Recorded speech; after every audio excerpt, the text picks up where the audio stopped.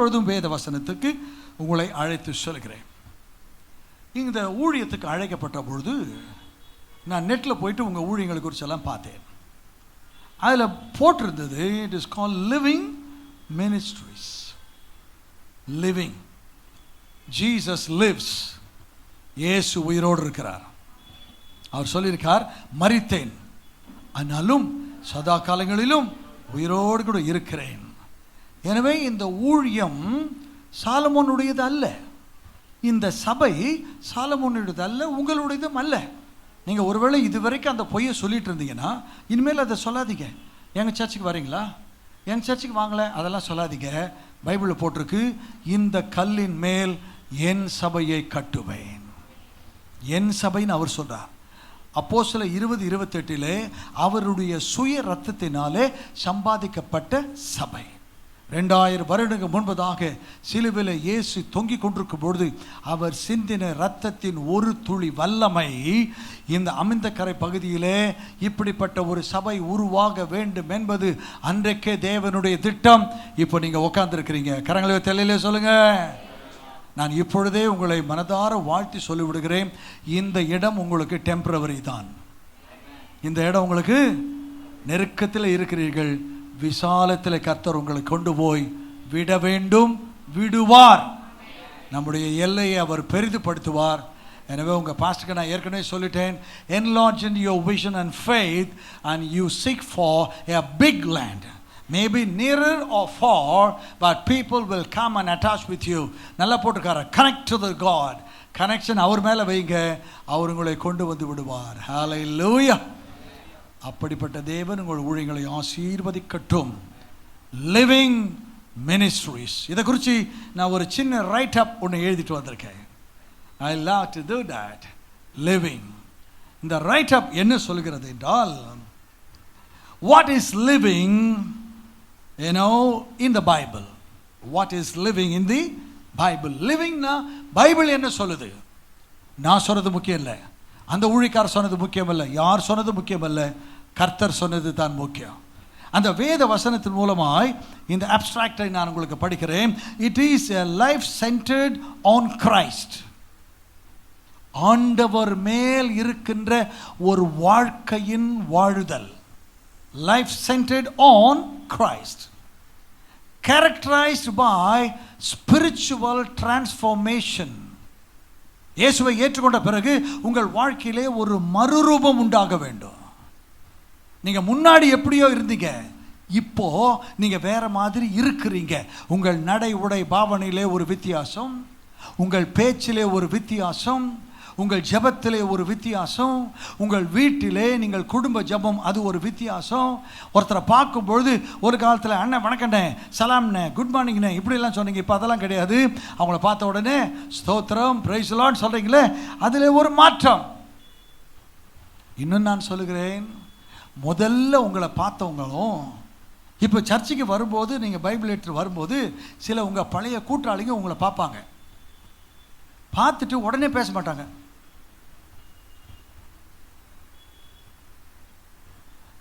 நீ நீ நீ நீங்கள் சொல்லணும், நான் தான். நீ யாது? ஆமாம். ஏன் ஒரு மாதிரி இருக்கிற? நான் நல்லா ஆயிட்டேன், நீ தான் அப்படியே இருக்கிற. நான் சொல்கிறது உங்களுக்கு புரியுதா? மாற்றம் உங்கள் வாழ்க்கையிலே அது ஒரு கேரக்டராக மாற வேண்டும். அதுதான் லைஃப் இன் கிரைஸ்ட். அடுத்தது with obedience, கீழ்ப்படிதல். வேதம் சொல்கிறது கீழ்ப்படிதல் உத்தமம். ஏன்னா அன்றைக்கு ஏதேன் தோட்டத்தில் அவங்க 2 பேரும் செஞ்ச பாவம், கொலை செய்யலை, போதை போடல, அவங்க திருடலை, அவங்க செஞ்ச ஒரே ஒரு தப்பு கீழ்ப்படியாமை. கர்த்தர் சொன்னார், எல்லாத்தையும் சாப்பிடு, எல்லாம் சாப்பிடு, இதை மட்டும் சாப்பிடாத. எல்லாம் சாப்பிடுனார்ல, அதை சாப்பிட வேண்டியதானே. வேண்டானதை போய் ஏன் தொட்ட? நீ தொட்ட, நீ கெட்ட. அதனால் வந்தது கீழ்ப்படியாமையின் பிள்ளைகள். நீ பண்ணிவிட்டு போயிட்ட. உன் சந்ததியில் வந்த நாங்கள்லாம் அதே ஜாதியாக மாறிட்டோம். எனவே கீழ்ப்படிய வேண்டும், கீழ்ப்படுகிறவர்களுக்கு தந்தருளின ஆவியானவர் அப்படின்னு பைபிளில் போட்டிருக்கு. So life in Christ should be characterized by your spiritual transformation and obedience. அடுத்தது surrender to God's will or God's word. வேத வசனத்துக்கும் அல்லது தேவ சித்தத்துக்கும் உங்களை ஒப்பு கொடுத்து வாழ்கிற வாழ்க்கை தான் லிவிங் இன் கிரைஸ்ட். கரங்களை தட்டி ஆமென் சொல்லுங்க. இந்த சூழ்நிலையில் இப்போ உங்களுக்கு நான் சொல்றேன் பாருங்க, வேர்ட் ஆஃப் காட் உங்க கையில் இருக்கிற பைபிள், அதுக்கு அடுத்தது இதுக்கு பேர் என்ன, உங்களை பரலோகத்துக்கு கொண்டு போய் சேர்க்கக்கூடிய வழிகாட்டி. இதுதான் உங்கள் கால்களுக்கு தீபம், உங்கள் பாதைக்கு வெளிச்சம். நீங்கள் வலதுபுறம் இடதுபுறம் சாயும் பொழுது வழி இதுவே, இதில் நடவுங்கள் என்று சொல்லுகிற சத்தம் உங்கள் காதுகளிலே கேட்கும். புரித்துக்காக சொல்றேன், நான் கல்லூரி ஆசிரியர் அல்லவா, புரிந்து கொள்வதற்கு சில ஓமைகளை சொல்லுவேன், அது அவங்களுக்கு புரியணும். இப்போ உங்களுக்கு நான் சொல்கிறேன், நீங்கள் ஒரு செல்ஃபோன் வாங்குறீங்க, வாங்கும்பொழுது உங்களுக்கு ஒரு பொட்டி கொடுப்பான். அந்த பொட்டியை நீங்கள் தயவு செஞ்சு திறந்து பார்க்கணும். அதில் எல்லா செல்ஃபோன் தான், எல்லா செல்ஃபோனுக்கும் ஒரே முறை ஆப்ரேஷன் கிடையாது. இப்போ உங்ககிட்ட செல்ஃபோன் இருக்குது, இப்போ பாருங்கள் உங்கள் செல்ஃபோன் எல்லாம் காட்டுங்க, அப்படி காட்டுங்க, அப்படி சும்மா காட்டுங்க, அப்படி காட்டுங்க, சும்மா காட்டுங்க, அது ஒன்றும் பாவம் கிடையாது, காட்டுங்க. பாஸ்டர் கூட 2 வச்சுருக்கிறாரு, காட்டுங்க. காட்டிங்களா? Okay good. இப்போ பாருங்கள், நீங்கள்லாம் காட்டிங்களா? ஆனால் அது என்ன செல்ஃபோன் எனக்கு தெரியாது. ஆனால் இப்போ நான் காட்டுறேன், இது என்ன செல்ஃபோன்? நான் சொல்லியா கொடுத்தேன். அப்போ இதை பார்த்த உடனே சொல்கிறீங்க இதுக்கு பேர் என்னது? ஐஃபோன். ஓகே, நான் இதுக்கு சொல்லுவேன் இது எச்சப்பழம். இது பேர் என்னது? எச்சப்பழம். பார்த்தீங்கன்னா ஒரு பழத்தை கட்ச மாதிரி இருக்குதா? ஸோ இது எச்சப்பழம் தான், ஆனால் இது ரொம்பவும் காஸ்ட்லி பழம், எச்சப்பழம் தான். உங்களுக்கு பெரியவங்களுக்கெல்லாம் தெரியும், ஊரில் வந்து கொய்யாப்பழம் மரம் இருக்கும், கொய்யாப்பழம் மரம் பார்த்துருக்கீங்களா? அதில் சில கொய்யாவை அணில் கட்சிடும். சில பேர் சொல்லுவாங்க அணில் கட்சிச்சு வேணாம், அணில் கட்ச பழம்தான். பார்த்தீங்களா இந்த வாய் எப்படி சொல்லுது பார்த்தீங்களா? அந்த மாதிரி இதை வந்து கடித்த மாதிரி இருந்தாலும் இது ரொம்பவும் காஸ்ட்லி. லாஸ்ட் டைம் இதை லான்ச் பண்ணும்போது, இப்போ என்ன 17 போயிட்டுருக்கு, இப்போ என்ன போடுது 17 ப்ரோ பண்ணும்போது நான் யூஎஸில் இருந்தேன். யூஎஸில் ஒரு மீட்டிங்கை முடிச்சுட்டு போயிட்டுருக்கேன். ஒரு பர்டிகுலர் ஷாப்புக்கு முன்னாடி சலமோன் ஒரு 1000 பேர் ரோட்டில் உட்காந்துக்கிறான். எல்லாம் டீசெண்டாக ட்ரெஸ் பண்ணிக்கிட்டு பார்க்கும்போது நல்லா தெரியுது. டிராஃபிக் ஜாம், வரிசையாக லக்ஸரி கார் நிற்குது, எல்லாம் காலை நீட்டிக்கிட்டு உட்காந்துருக்கான். நான் என் கோஆர்டினேட்டர் சொன்னேன், வாட் இஸ் ஹேப்பனிங் ஹியர்? அப்போ சொன்னேன், பிரதர் நாளைக்கு காலையில் ஸ்டோர் திறந்த உடனே செல்ஃபோன் வாங்குகிற பைத்தியக்கார கூட்டம் இது. ஒன்று கிட்டத்தட்ட 1,70,000 ரூபாய். எவ்வளோங்க? 1,00,000. அவ்வளோ பணத்தை ரெடியாக வச்சுக்கிட்டு அதை வாங்கிறதுக்கு நிற்கிறான். இப்போ நான் என்ன சொல்கிறேன், உங்களுக்கும் அப்படி வாங்கும்போது ஒரு பாக்ஸ் ஒன்று கொடுத்துருப்பான். சில பேர் இந்த பாக்ஸை நீங்கள் படிக்கிறதே இல்லை. ஆக்சுவலாக நீங்கள் அதை படிக்கணும். மேபி கேட்டலாக் ஆர் மேனுவல், அதை எப்படி ஆப்ரேட் பண்ணணும்னு அதை போட்டிருப்பான். உண்மை. நான் இந்த செல்ஃபோன் வாங்கிட்ட பிறகு ஒரு நாள் இது ஆஃப் ஆயிடுச்சு. நானும் ஆன் பண்ணுறேன், ஆகவே மாட்டேன். நான் சொன்னேன், இவ்வளோ காஸ்ட்லி கொடுத்து வாங்கிட்டு இத்தனை நம்மளை எவனோ ஏமாற்றிட்டானேன்னு சொல்லி, நீங்கள் நம்ப மாட்டீங்க, 10 கடைக்கு போனேங்க. 10 தெரியாது சார்ண்ணா. அப்போ எனக்கு தெரிஞ்ச ஒரு விசுவாசிக்கிட்ட சொன்னேன். அப்போ சொன்னார், வாங்க போனேன், கொடுங்க ஆயிடுச்சா, இங்கே வாங்க, உங்கள் கை காட்டுங்க. நான் சொன்னேன், இல்லைங்க நீங்களே பண்ணுங்க, உங்கள் கையை காட்டுங்கன்ட்டு இந்த பட்டனையும் இங்கே நடுவில் வந்து ஒரு ரவுண்டாக ஒன்று இருக்கு இல்லையா ஜாய் ஸ்டிக்குன்னு சொல்லுவாங்க, இதை 2த்தையும் ஒன்றா அமுக்குங்கண்டார். அமுத்தினேன், ஓப்பன் ஆயிடுச்சு. ஆனால் இப்படி ஓப்பன் பண்ணி கொடுக்குறதுக்கு ஒருத்தன் நெட்டில் சொன்னால் 3000 ரூபாய் கொடுங்க, 3 மணி நேரத்தில் கொடுக்குறேன். எப்போ ஏற்பட்ட திருட அவன்கிட்ட கொடுத்துருந்தா என்ன இருக்கும்? இப்படி பண்ணிவிட்டு 3 மணி நேரம் போட்டு என்கிட்ட வந்து 3000 ரூபாய் வாங்கிட்டுப்பான். புரியுதா உங்களுக்கு? அவன் வேறு எங்கேயும் இல்லை, உங்கள் அம்ச்சிக்கரில் தாங்கிறான். ஆமாம், பேர் சொன்னால் கூட தெரிஞ்சிடும், அப்புறம் சொல்கிறேன். ஓகே, அப்போது இதை வந்து படிக்கணும். இப்படி படிக்கலைன்னா இப்படி தான் ஆகும். 1979 வருடம் சிங்கப்பூர்லேருந்து நான் ஒரு டெலிவிஷன் வாங்கி கொண்டு வந்தோம். அதாவது டெலிவிஷன்ன்றது இப்போது வீடு இருக்குதோ இல்லையோ டிவி இருக்கும். நான் சொல்கிறது புரியுதா உங்களுக்கு? வீடு இருக்குதோ இல்லையோ அவங்க ரோட்டில் உட்காந்துருந்தா கூட டிவி இருக்கும், இல்லைன்னா லேப்டாப் இருக்கணும், இல்லைன்னா செல்ஃபோன். ஆனால் அந்த காலத்தில் வீட்டுக்கு மேலே காக்கா உட்காரத்துக்கு ஒன்று கட்டி வச்சுருப்போம், அது பேர் என்ன, ஆன்டெனா. அது இருந்தால் அந்த வீடு பணக்கார வீடு. நான் சொல்கிறது உங்களுக்கு புரியுதா? அதை டிவி இருக்குன்னு அந்த காலத்தில் நான் ஒரு கலர் டெலிவிஷன் வாங்கிட்டு வந்தேன். அப்போல்லாம் பிளாக் அண்ட் ஒயிட் தானே. கலர் டெலிவிஷன் சோனி, அதாவது 3 in 1. அதுலேயே டேப் ரெக்கார்டர், அதுலேயே ரேடியோ, அதுலேயே டெலிவிஷன். இதை வாங்கிட்டு வீட்டுக்கு வந்தாச்சு. வீட்டுக்கு வந்துட்ட உடனே நான் முதல்ல சொல்லிட்டேன், வரும்போது கலர் டிவி வருது. எங்கள் வீட்டு பக்கத்துலலாம் சின்ன பசங்களுக்கு ஒரே சந்தோஷம். என் வண்டி போய் நின்ற உடனே அண்ணா அண்ணா அண்ணா அண்ணா அண்ணா uncle uncle TV TV TV. நான் சொன்னேன், நாளைக்கு சாயங்காலம் டிவி திறப்பு விழா வந்துருக்கேன்ட்டேன். எல்லாம் போயிட்டாங்க. அடுத்த நாள் அதை தூக்கி இந்த மாதிரி ஒரு ஸ்டாண்டில் வச்சு எல்லா குட்டி பசங்களும் வந்து உக்காண்டாங்க. எல்லாம் வந்து உக்காண்டாங்க, ரெடி. இப்போ எல்லாருக்கும் சாக்லேட்லாம் கொடுக்க டிவி ஆன் பண்ண போகிறேன். எனக்கு ரொம்ப சந்தோஷம். கலர் டெலிவிஷன், அதுவும் சோனி. நான் நேராக போனேன். ரைட், எல்லோரும் கை தட்டுங்க. கை தட்டினா ஆன் பண்ண பாருங்களேன், டமால் இருந்துச்சு. உள்ளிருந்து அப்படியே புகை வந்துச்சு. நான் சொன்னேன், கனவுலகத்தில் வந்து வருமா என்ன? கொஞ்ச நேரம் பொறுத்து ஒரு கருவாடு வாசனை வந்தது. என்ன ஆச்சு? சுற்றி சுற்றி பார்க்கிறேன், ஒரே தீஞ்சு போன நாத்தம்.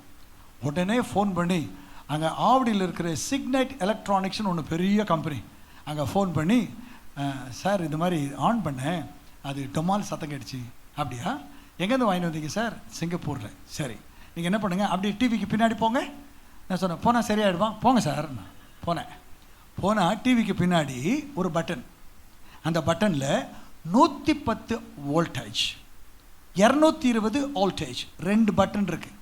சிங்கப்பூரில் நான் வாங்கும்போது 110, இந்தியாவுக்கு வந்து அது 220. நான் அதை என்ன பண்ணியிருக்கணும், இப்படி ரைட்டில் வச்சுட்டு ஆன் பண்ணியிருந்தா. இப்போ நான் சொன்னேன், சார் இப்போ ரைட்டில் வச்சுட்டேன் சார், இப்போன்னாரு. எப்போ ஒன்றும் செய்யாது. அப்போ அது என்ன பண்ணுறது, ஷோ கேஸில் வச்சுங்க. ரிப்பேர் பண்ணுறது நீங்கள் புது டிவி வாங்கிடலாம்.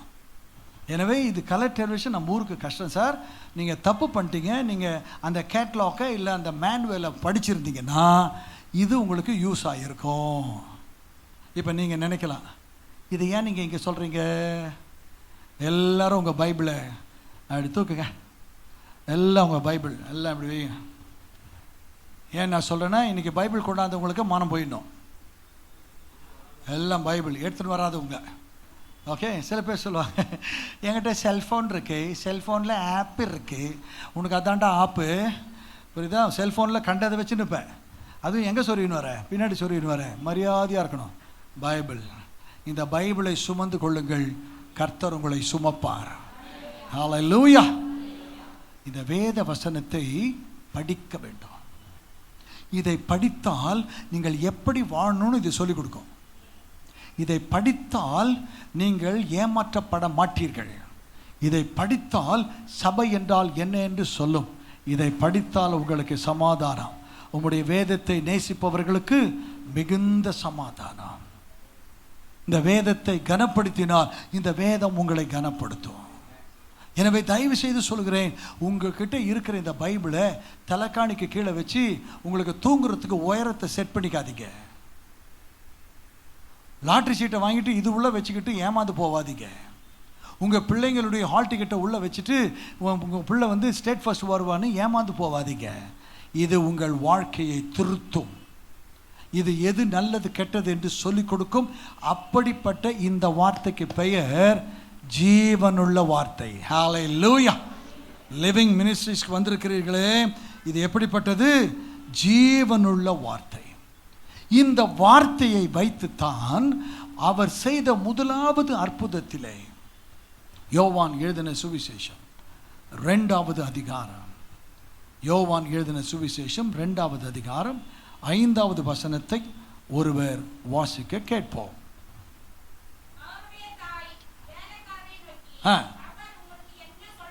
சொல்லுகிறாரோ? போதும் போதும் எல்லாம். இப்போ என்ன பாருங்க, சலமோன்.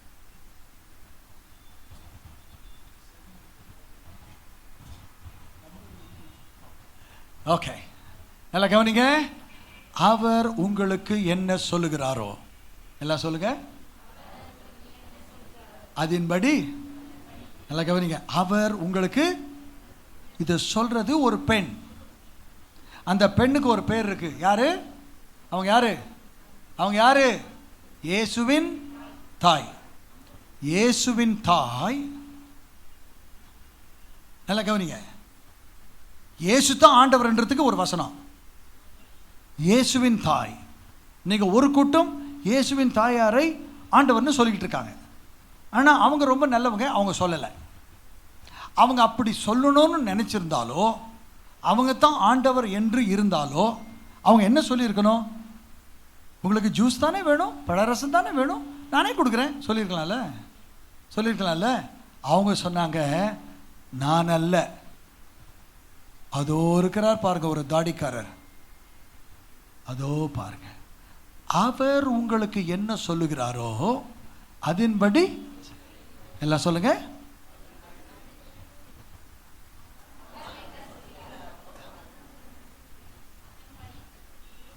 நான் சொல்றேன், நீங்க புதுசா பைபிள் எழுதக்கூடாது. அங்க எப்படி போட்டிருக்கோ அப்படியே சொல்லணும். அவர் யாருக்கு? படிக்கிற உங்களுக்கு. அவர் என்ன அதன்படி. இங்கிலீஷ்ல இன்னும் ரொம்ப நல்லா போட்டிருக்கு, do whatever he tells you. English என்ன சொல்லுது? அவர் என்ன சொன்னாலும் செய்யுங்க. என்ன சொல்லுகிறாரோ தமிழ்ல, இங்கிலீஷ்ல என்னன்னு, அவர் உங்களுக்கு என்ன சொன்னாலும் செய்யுங்க. அவர் சொன்ன பேச்சை கேளுங்க, அவர் வார்த்தையை நம்புங்க. அந்த வார்த்தை தான் ஜீவனுள்ள வார்த்தை. நித்திய ஜீவ வசனங்கள்னு பைபிளில் போட்டிருக்கு. அந்த வார்த்தையை தான் உங்களை பார்த்து சொல்லுகிறார், அதன்படி செய்யுங்கள். இன்னொரு ஆதாரம் இருக்குது. மத்தேயு எழுதின சுவிசேஷம் 7வது அதிகாரம் 24வது வசனத்திலே, ஆகையால் நான் சொல்லிய இந்த வார்த்தைகளை கேட்டு இவைகளின்படி செய்கிறவன் எவனோ அவனை கன்மலையின் மேல் தன் வீட்டை கட்டின புத்தியுள்ள மனுஷனுக்கு. இது நம்முடைய வாழ்க்கைக்கு அஸ்திபாரம். இப்போ நீங்கள் உட்கார்ந்து இருக்கிற உங்களுடைய சர்ச் 2nd ஃப்ளோரில் இருக்கு இல்லையா? எத்தனாவது ஃப்ளோர்? 2nd floor. அமெரிக்காவில் செப்டம்பர் மாதம் 11-9 என்று நினைக்கிறேன், அதை குண்டு வைத்து தகர்த்தார்கள் இல்லையா? ஒசாமா பின் லேடன் ஆளை வச்சு தகர்த்தான். அது எத்தனை அடுக்குன்னு தெரியுமா? எத்தனை அடுக்கு? 108. சொல்லுங்க. அட்மினிஸ்ட்ரேட்டிவ் பில்டிங் 2 ஸ்டோரி, 110 அடுக்கு. அதை இடித்தாங்க. நான் அந்த இடத்துக்கு போயிருந்தேன், அதை பார்த்தேன், மறுமுறை போனேன். இப்போ 110 அடுக்கு மறுபடியும் கட்டிட்டாங்க. இப்போ 110 அடுக்கு கட்ட முடியும்னா, இப்போ உங்கள் பில்டிங்கில் இன்னொரு 5 அடுக்கு கட்ட முடியுமா பாஸ்டர்? முடியாதுன்றார். உங்ககிட்ட துட்டு இருக்கு, முடியுமா? முடியாது. அப்போ ஏன் இதுக்கு அஸ்திவாரம் போடும்பொழுது ஸ்ட்ராங்காக போட்டிருக்கணும். நம்ம மவுண்ட் ரோட்டில் ஒரு பில்டிங் இருக்குது உயரமாக, அது பேர் என்ன? அது ஒரு அழகாக இருக்குன்னு அந்த காலத்தில் சினிமாவில் மெட்ராஸுக்கு போட்டோமா டன் டன் டன் எல்ஐசி தான் காட்டுவான். எத்தனை அடுக்கு சொல்லுங்க? 14. எத்தனை அடுக்கு? அது ரொம்ப அழகாக இருக்குன்னு அடிக்கடி அதை கொளுத்தி விட்ருவானுங்க. புரியுதா உங்களுக்கு? அப்போ மெட்ராஸில் 14, இன்னும் ஸ்பெக் பில்டிங் இதெல்லாம் வந்து 22ன்னு கேள்விப்பட்டேன். மலேசியாவுக்கு நான் போயிருந்தேன், அங்கே ஒரு பில்டிங் இருக்குது, அதுக்கு பேர் ட்வின் டவர். அது 80 அடுக்கா. அட்மினிஸ்ட்ரேட்டிவ் பில்டிங்கெல்லாம் சேர்த்து 888 அடுக்குன்னு சொல்கிறாங்க. அப்போது அங்கே 110, மலேசியாவில் 88. துபாய்க்காரன் பார்த்தான், ஏண்டாடாய் இவ்வளோ துட்டு நான் வச்சுருக்கிறேன், கொஞ்சம் துட்டு வச்சுருக்கிற உங்களுக்கு இவ்வளோ நான் கட்டுறேன்டான்னு சொல்லிட்டு 160. எத்தனை சொல்லுங்க? அந்த 160 பக்கத்தில் போய் நின்று அதை பார்க்குறதுக்கு இப்படி பார்க்குறேன், இப்படி பார்த்துட்டு இருக்கிறேன், தொமால் பின்னாடி விட்டேன். ஏன்னா அவ்வளோ உயரமாக இருக்குது. அப்போது இந்த பில்டிங்கில் 160 கட்ட முடியுமா? அஸ்திபாரம் நல்லா போடணும். சின்ன வயசில் சண்டே ஸ்கூலில் எங்களுக்கு பாட்டு சொல்லி கொடுத்தாங்க, உங்களுக்கு கூட தெரியும். கற்பாறையின் மேல், சின்ன வயசுலேயே பாடுறீங்க. அப்போ கூட நம்மளுக்கு புத்தியே வரல. இல்லை, சின்னதுலேருந்து பாடினோம். அதுவும் எல்லா பிள்ளைங்களையும் ஆட வச்சுட்டு பாட வச்சுட்டு அவங்க பெற்றவங்க முன்னாடி போய் நின்று பிள்ளைங்களுக்கு தான் கை தட்டினீங்க. அந்த புள்ள பண்ண பிரசங்கம் உங்கள் வாழ்க்கையில் நிறைவேறல. அது என்ன? பெருமழை வரும், காற்று வீசும், அது அழியாது, இடியாது, விழாது. அதே போல கிறிஸ்தவ வாழ்க்கையில் உங்கள் வாழ்க்கை ஸ்டெடியாக இருக்கணும்னு சொன்னால் உங்கள் அஸ்திபாரம் நல்லா இருக்கணும். உங்கள் அஸ்திபாரம் நல்லா இல்லாததுனால தான் நீங்கள் சீக்கிரமாக ஏமாந்து போகிறீங்க. உங்களுக்கு வசனம் தெரிந்தால் நீங்கள் ஏமாற்றப்படுவதில்லை. நான் கேட்குற கேள்விக்கு பதில் சொல்லலாம். 5 + 5 எவ்வளோமா? சொல்லுமா? Are you sure? கேட்டவொன்னு அதுக்கு டவுட் வந்துச்சு பார்த்தீங்களா? 5 + 5 எவ்வளோ? எல்லாம் சொல்லுங்கள். 5 + 5 நல்லா தெரியுது உங்களுக்கு. 5 + 5 என்னது? அப்போ இப்போ நான் சொல்கிறேன், இயேசுவின் நாமத்தில் ஊழியக்காரனாக இருக்கிற நான் சொல்லுகின்றேன், தீர்க்க தரிசனமாய் சொல்லுகிறேன், 5 + 5 55. பாருங்க, பாஸ்டர் சிரிக்கிறார். அப்போ நான் சொல்லிட்டா உங்கள் மனசுக்குள்ளே என்ன வரணும்? டே லூசு பையில, கோட்டு போட்ட லூசு பையில, நீ சொல்லிட்டா நாங்கள் நம்பிடுவோமா? எங்களுக்கு தான் தெரியுமே சொல்லுவீங்களே. அதுபோல் உங்களுக்கு நல்ல வசனம் தெரிஞ்சா, இந்த டிவியில் கோட்டு போட்டு வந்து டூ போடுறானுங்கல்ல, இன்னொன்று டூ போடுறானுங்க, அப்படியே உங்கள் மனதை மயக்க, உங்கள் கை ஆட்டோமேட்டிக்காக உங்கள் பர்ஸுக்கு போக, இன்னொன்னுமோ சொல்லி அப்படியே உங்கள் அப்பா உன்னை வாலாக்காமல் தலையாக்குவார். ஆனியா? அவனே ஆக்கலை. நீயும் நானும் பரலோகம் போக போகிறோம், அவர் போகிறதே டவுட்டு. நான் சொல்கிறது உங்களுக்கு புரியுதா? இந்த வார்த்தைகள் எல்லாம் சொல்லி இன்னைக்கு ஜனங்கள் ஏமாற்றப்படுகிறார்கள். ஜனங்களுக்கு வசனம் தெரியாததுனாலே அவன் சொல்கிறதெல்லாம் நீங்கள் அப்படியே நம்பிக்கிட்டு இருக்கீங்க. நாசிலே சுவாசமுள்ள மனிதனை நம்புவதை விட்டுருங்க. தயவு செய்து என்னை நம்பாதீங்க, பாஸ்டர் சாலமோனை நம்பாதீங்க. ஆனால் நாங்கள் 2 பேரும் சொல்கிற வசனத்தை நம்புங்க. எங்களை நம்ப வேண்டாம், நாங்கள் இதை நல்லா காப்பி அடிப்போம். இதை சொல்கிறோம், நீங்கள் தயவு செய்து இதை நம்புங்க. அப்போ வேத வசனம் என்கின்ற அந்த ஜீவ தண்ணீர் ஓடை, இட் இஸ் எ ஸ்ப்ரிங், அது பாட்டுக்கு போயிட்டே இருக்கும். இந்த வார்த்தையை நீங்கள் நம்ப வேண்டும். இந்த வார்த்தையின்படி உங்கள் வாழ்க்கையை அமைத்து கொள்ள வேண்டும். ஏசாயா தீர்க்கதரிசியின் புத்தகம் 45வது அதிகாரம், ஏசாயா 45 23வது வசனத்தினுடைய கடைசி பகுதியை நான் படிக்கிறேன். அவங்க ஸ்க்ரீனில் போடுவாங்க, நீங்கள் வேணால் பார்த்துங்க. முடியுமாம்மா? Can you do that? Can I do that? Okay. அப்போ ஏசாயா 45:23 கடைசி வார்த்தை என்ன சொல்லுகிறது? இந்த நீதியான வார்த்தை, எல்லாரும் சொல்லுங்க. இந்த நீதியான வார்த்தை புறப்பட்டது, இது மாறுவது. இந்த நீதியான வார்த்தை ஆண்டவருடைய வாயிலிருந்து புறப்பட்டது, இது மாறுவது. ஆண்டவர் சொல்றார், வானமும் பூமியும் என் வார்த்தை, வேதத்திலே ஒரு எழுத்து, ஒரு உறுப்பு கூட மாறக்கூடாது. Each and every, even punctuation, it has its own meaning. வசனத்தை மாத்தாதீங்க, வசனத்தை தயவு செஞ்சு மாத்தாதீங்க. உங்கள் எல்லாருக்கும் வசனம் தெரியும். இப்போ நான் சொன்ன உடனே நீங்கள் பாதி சொல்லுவேன், பாதி நீங்கள் சொல்லணும். ஓகே, சொல்லுங்கள். கர்த்தர் என் மேய்ப்பராக இருக்கிறார். Very good. சொல்லுங்கள். கர்த்தர் என் மேய்ப்பராக இருக்கிறார். ஜீவ அப்பம். குட். நீ விசுவாசித்தால் உன்னத மறைவில் இருக்கிறவன், கர்த்தருடைய வேத வசனத்தில் இரவும் பகலும் தியானமாக இருக்கிற மனுஷன். அவ்வளோதான். நல்லா தெரியுது. நீங்கள்லாம் வேத பண்டிதர்கள்.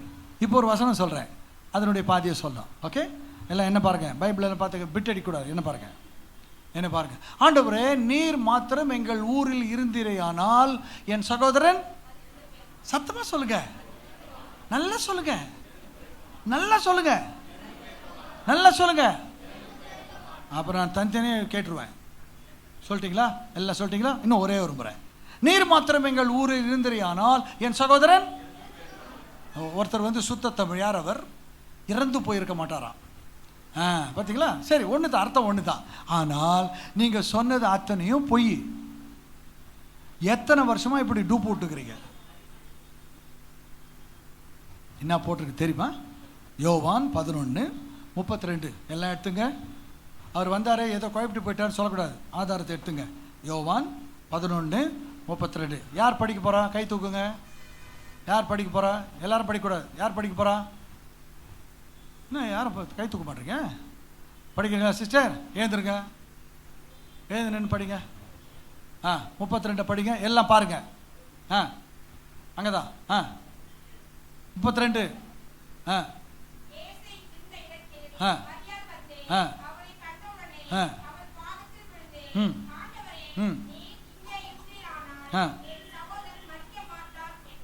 என்ன போட்டிருக்கு?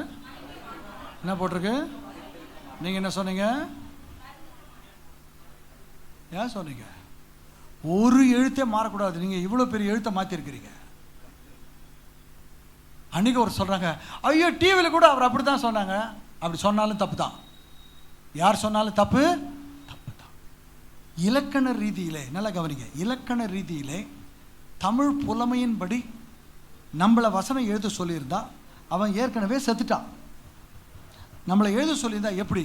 ஆண்டவரே, நீர் மாத்திரம் எங்கள் ஊரில் இருந்திருந்தீரானால் என் சகோதரன் மரித்திருக்க மாட்டான்னு தான் சொல்லி நம்ம எழுதுவோம். அதனால தான் நம்மளை எழுத உள்ள ஆவியானவர் சில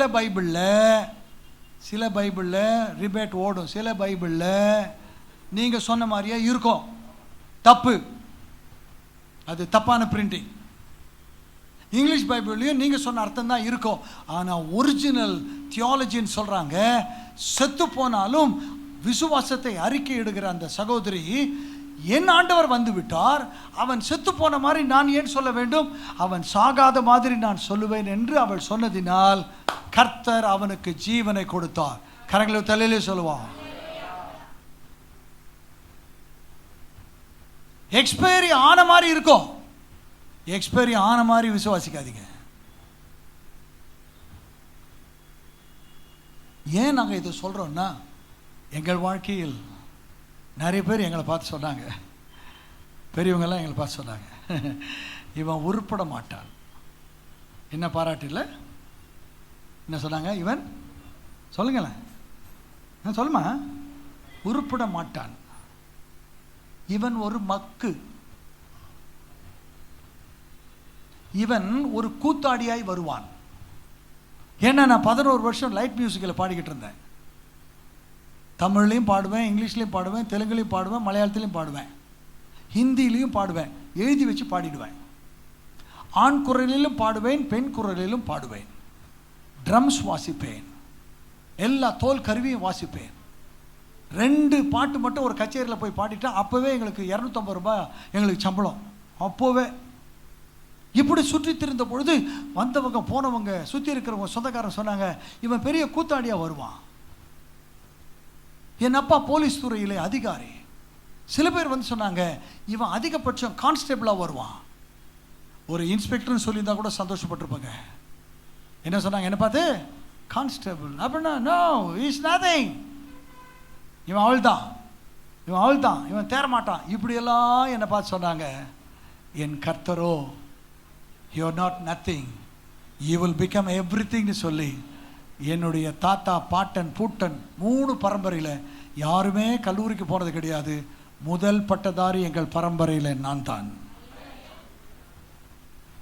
எங்கள் பரம்பரையில் ரொம்ப ஏர்லி PhD வாங்கினது என் மகன் தான்.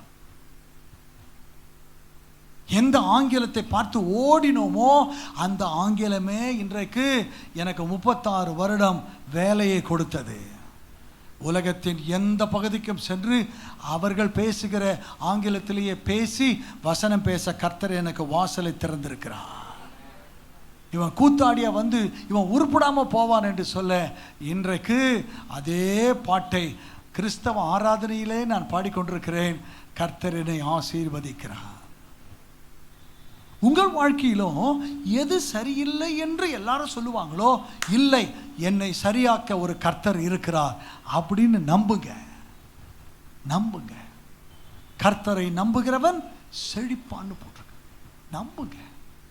அவரை விசுவாசிங்க. அப்போ இங்கே வேதம் சொல்லுகிறது, அவர் வார்த்தையை மாற்றாதீங்க. அவர் வார்த்தையை மாற்றாதீங்க. 2 கொரிந்தியர் 2:14 ஊழியக்காரங்க ஆராதனை லீட் பண்ணும்போது சொல்லுவாங்க, கிறிஸ்துவுக்குள் எப்பொழுதும் எங்களை வெற்றி சிறக்க பண்ணுகிற தேவனுக்கு சொல்லுங்க. நீங்கள் உடனே ஸ்தோத்திரம் போட்டுறீங்க, ஆனால் பைபிள் அப்படி இல்லை. படிங்க சிஸ்டர், 2 கொரிந்தியர் 2:14 எழுந்துட்டு வாசிங்க. நிறுத்துங்க. கம்மா போட்டிருக்கா? எல்லாருக்கும் போட்டிருக்கா? எல்லா பைபிளையும் போட்டிருக்கா? தமிழ் பைபிள் போட்டிருக்கா? கம்மா அப்படின்னா என்ன அர்த்தம்? இன்னும் வசனம் முடியல, கொஞ்சம் மெதுவாக போங்க. ஃபுல் ஸ்டாப்புக்கு கம்மாவுக்கு நடுவில் படிங்க. பண்ணி நிறுத்துங்க. எங்க சொல்லுங்க, எங்க? அமைச்சுக்கிறல மாத்திரம் இல்லை, அரக்கோணத்துக்கு போனாலும் எல்லா இடங்களிலேயும் யாரை கொண்டு சொல்லுங்க, யாரை கொண்டு? மோசேஸ் சொன்னா யாரையாவது அனுப்போம். நோ, நீ தான் போனோம், நீ தான் போகணும். அமைஞ்ச கரையிலே அநேகருடைய ரட்சிப்புக்கு நீங்கள் தான் காரணமாக இருக்க வேண்டும். அதை மறந்து விட வேண்டாம். யாரையாவது அனுப்புங்கன்னு சொல்லாதீங்க, உங்களை தான் அவர் பயன்படுத்துவார். எங்களை கொண்டு என்ன வாசனை சொல்லுங்க, என்ன வாசனை? அவரை அறிகிற. நீங்கள் படித்த பிஏ, பிகாம், எம்காம், பிசிஏ இதெல்லாம் இல்லை, அந்த அறிவு வேற. அவரை அறிகிற அறிவின் வாசனையை வெளிப்படுத்துகிற தேவனுக்கு. அப்போ ஸ்தோத்திரம் எப்போ போடணும்? எட்ட உடனே போட்டக்கூடாது. அவரை அறிகிற அறிவின் வாசனையை வெளிப்படுத்துகிற தேவனுக்கு. அப்போ நீங்கள் வெளிப்படுத்தினா அந்த வசனத்தை பயன்படுத்தலாம், இல்லை அதை தொடக்கூடாது. ஜெயம் கொடுக்கும் தேவனுக்கு ஸ்தோத்திரம் வேற, இந்த வசனம் வேற. அப்படி என்றால் இந்த வேத வசனத்தை நீங்கள் மாற்றக்கூடாது. இந்த வேத வசனம், இந்த ஜீவனுள்ள வார்த்தை, லிவிங் மினிஸ்ட்ரிஸ்க்கு வந்திருக்கிறீர்களே, இதுவே உங்கள் போஜனமாய் இருக்க வேண்டும். யோபு, எல்லாருக்கும் யோபுன்னு சொன்ன உடனே ஒரு பரிதாபம் வருது இல்லை? யோபு, ஐயோ பாவம், ஐயோ பாவம், ஐயோ பாவம். நீங்கள் அவனுக்காக பரிதாபப்பட தேவையில்லை. அவன் நல்லா இருக்கிறான், அவன் நல்லா இருக்கான். சொத்து போய், சுகம் போய், புள்ள போய், எல்லாம் போய், சரீரத்தில் கட்டி கட்டியாக வந்துடுச்சு. ஓட்டை எடுத்து சொரிகிறான், உள்ளே ரத்தமும் சீழும் வருது, வலிக்குது. நீங்கள் அவனுக்காக பரிதாபப்பட தேவையில்லை. ஏன்னா அவன் சொல்கிறான், நண்பர்கள் வந்தார்கள், ஆறுதலாக பேசுகிறாங்க. எத்தனை நண்பர்கள்? 3 பேர் வந்தாங்க, இன்னொன்னுமோ பேசுகிறாங்க. இவன் அவங்கள பார்த்து சொல்லணும், thank you my friends, my soulmates, thank you for coming, நீங்கள் வந்தது நல்லது அப்படின்னு சொல்லணும். ஆனால் இவன் என்ன சொன்னா தெரியுங்களா? என் நண்பர்களே கொஞ்சம் வாயை மூடுங்கள். டேய் என்னடா சொல்கிற? வாயை மூடுன்னு சொன்னேன். உனக்கு ஆறுதலுக்காக நாங்கள் வந்திருக்கிறோம், அதான் சொன்னேன், வாயை மூடுங்க. நாங்கள் பேசலைன்னா அப்போ நீ யார் கூட பேசுவேன்? அவன் சொல்கிறான், என் சர்வ வல்லவரோடு கூட நான் பேசினால் நல்லது. கரங்களை தெரியல சொல்லுங்க, யாரோடு பேசுவேன்? யாரோடு பேசுவேன்? யாரோடு பேசுவேன்? அவர்கிட்ட பேசுங்க. சும்மா செல்ஃபோன் எடுத்துக்கின்னு காதில் ரத்தம் வர்ற மாதிரி எவங்ககிட்டயோ பேசிருக்கிறது, உங்கள் சொந்தக்காரிக்கிட்ட பேசிருக்கிறது. என்னம்மா தூங்கிட்டியா? உங்கள்கிட்ட ஒன்று சொல்லணுன்னு இருக்கிறேன், சொல்லு. அது மனசில் எனக்கு சொல்லாதிரின்னு அதை நினச்சிருக்கோம், இருந்தாலும் சொல்லு. நான் ஒரு பீரோ வாங்கியிருக்கேன் தெரியுமா? எதுக்கு? நாளைக்கு திருடன் தூக்கின்னு போகிறதுக்கா? நான் பீரோ வாங்கியிருக்கிறேன், புடவை ஒன்று வாங்கியிருக்கிறேன், மிக்சி வாங்கியிருக்கிறேன். இதை சொல்கிறதுக்கு ஃபோனை எடுத்து பேசுறது. அவள் சந்தோஷமா படுவா? நீ சொல்ல சொல்ல அவளுக்கு வயிறு எரியும். சொல்ல சொல்ல அவளுக்கு அப்படி வயிறு எரிகிற அவங்களோடு கூட பேச நீங்கள் இப்படி இருக்கிறீங்க.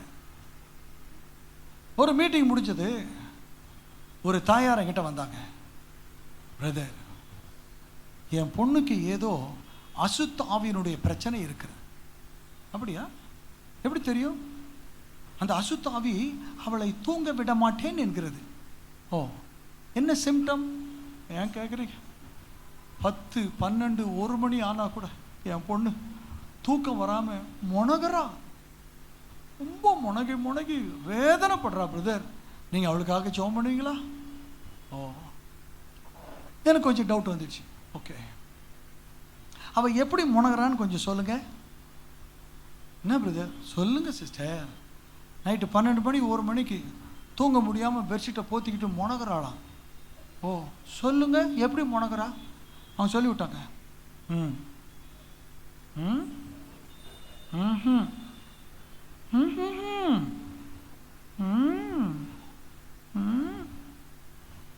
நான் சொன்னேன், போதும் சிஸ்டர், என்ன பிரதர் பண்ணலாம், சூப்பர் ஐடியா இருக்குது, இனிமேல் முடங்கவே மாட்டாங்க. நான் என்ன பண்ணேன் சிஸ்டர், நேராக விறகு தோட்டிக்கு போங்க, ஒரு 3 அடி நீளமுள்ள உருட்டைக்கட்டு ஒன்று வாங்குங்க. அவன் பெட்ஷீட்டை போத்திக்கின்னு இப்படி முடங்கி நிற்பான். நீங்கள் என்ன பண்ணுங்க, ஓங்கி அந்த பாடிக்கு நடுவில் அல்லேலுயான்னு ஒன்று போடுங்க. மகளை கையும் ஒன்றிடும், அவள் உள்ளே வச்சுருக்கிற செல்ஃபோனும். அந்த திருடி 1 மணிக்கு என் கூட பேசுகிறான். நல்லா யோசித்து பாருங்க, 1 மணிக்கு. உங்கள் வீட்டில் கூட அப்படி ஏதாவது லூஸ் இருந்தால் அந்த லூஸை அப்படியே விட்டீங்க. இந்த லூஸு கல்யாணம் பண்ணி போச்சுன்னு வச்சுங்க, வெள்ளிக்கிழமை கல்யாணம், சனிக்கிழமை வீட்டுக்கு வந்துடும். அவன் என்ன இழிச்ச வாயினா, என் கூட பேசுறின்னு சொல்லி கல்யாணம் பண்ண போனால் அவனை வச்சுக்கினேன், இது என் கூட பேசினா சாரி. எல்லா தப்பையும் பண்ணுறது உங்கள் வாலிப பிள்ளைங்க, வளர்க்க வேண்டிய விதத்தில் வளர்க்கறது இல்லை. எனவே மிகவும் அன்போடு கூட சொல்லுகிறேன், வேத வசனத்துக்கு நடுங்கணும். வாலிபன் தன் வழியை இதனால் சுத்தம் பண்ணுவான், வசனத்தின்படி. வாலிப பிள்ளைகளுக்கு வசனம் தெரியணும். பாஸ்டர் ஞானஸ்நானம் எடுக்கிறேன்னு வந்தா உடனே கொடுக்காதீங்க. இன்னைக்கு நம்ம ஊரில் ஊழியன்ற பேரில் 3 நாள் கூட்டம், 2 நாள் கூட்டம் முடிச்சவொடனே கை தூக்கிடுங்க. உடனே அந்த பாஸ்டர் சொல்வார், நாளைக்கு சாயங்காலம் வந்திருக்க உங்களுக்கு ஞானஸ்நானம்.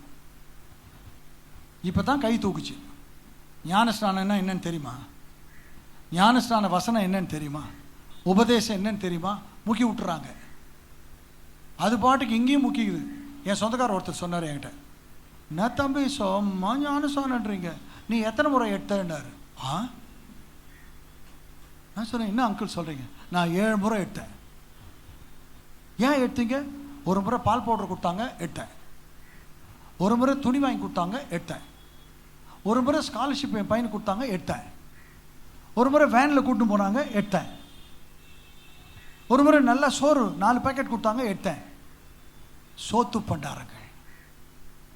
இன்றைக்கி நம்மளுடைய ஊழியங்களில் இந்த விசுவாசிங்க வரணும்னா அவனுக்கு நல்லா தெரியுது, வடை காட்டினா தான் காக்கா வரும். அதனால் உபவாச கூட்டத்தின் முடிவில் ஆகாரம் உண்டு, பேர் உபவாசம். மத்தியானம் 1 மணிக்கு சோறு போடுறீங்க, அது உபவாசமா?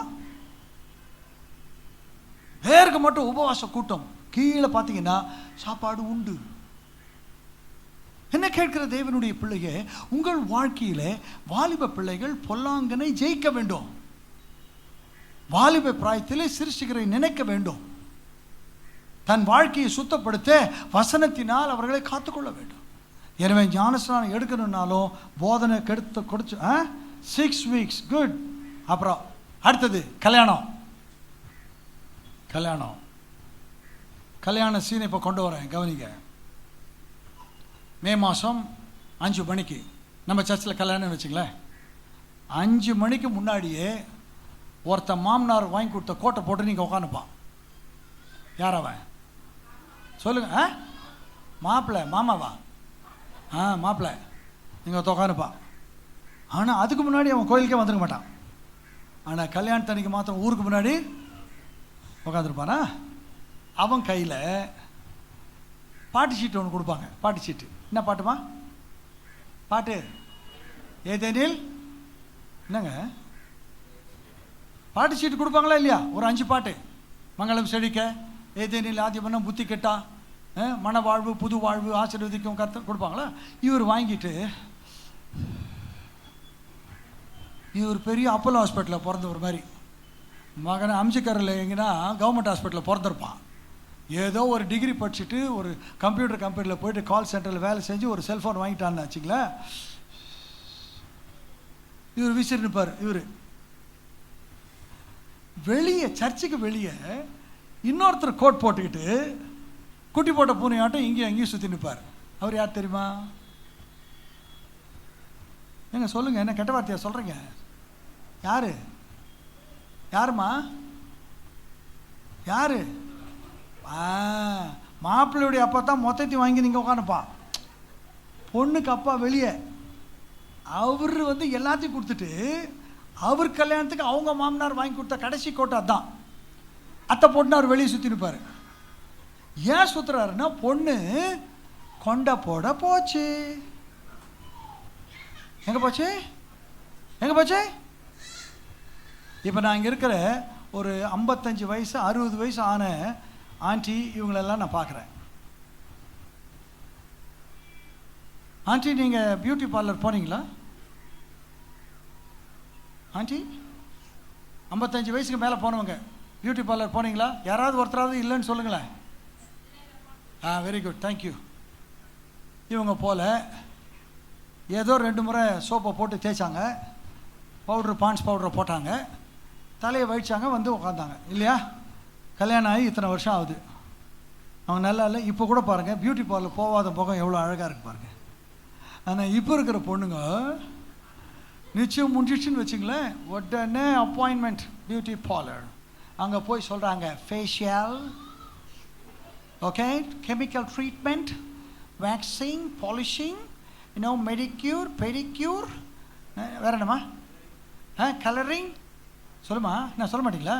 அப்படியே டிங்கரிங், பட்டி பாத்திங், புரியுதா உங்களுக்கு? போய் சொல்லிடுவாங்க, என்னை வந்து கருப்பாக இருப்பா சிவப்பாக்கிட்டு, அவனும் போட்டு செங்கல்ல தேய்ச்சி தேய்ச்சி தேய்ச்சி நல்லா எல்லாம் பண்ணி முடிச்சு என்ன டெக்கரேட் பண்ணி விட்டுருவானா. இது லேட்டாக வரும். லேட்டாக வந்தோடனே பொண்ணுக்கு அப்பா கோவத்தில் போயிட்டு கதவை திறக்கலான்னு இருக்கும்போது இந்த வீடியோ எடுக்கிறவொன்னு ஃபோட்டோகிராஃபர் வந்துடுவான். அங்கிள் கொஞ்சம் இருங்க, அவன் கரெக்ட் தானே? உடனே பொண்ணுக்கு அப்பா சொல்லுவார், ஏன்பா ஏற்கனவே லேட் ஆகிடுச்சு தள்ளுங்க அப்படின்ட்டு கதவை திறந்தா கொசு வலையை மூடின்னு ஒன்று இறங்கும். எங்களை சொல்லும் போது சிரிச்சிங்களா? யாருப்பா? சத்தமாக சொல்லுங்க. பொண்ணு. அது இறங்கும். அது இறங்கி பார்த்தீங்கன்னா சிட்டு சிட்டு சிட்டு சிட்டு நடக்காது. ஏன்னா கட்டி விட்டுருக்கிற புடவையும் அந்த ஃப்ராக்கும் மகனை அது பாட்டுக்கு அப்படியே கீழே அப்படியே பெருக்கின்னு வரும்.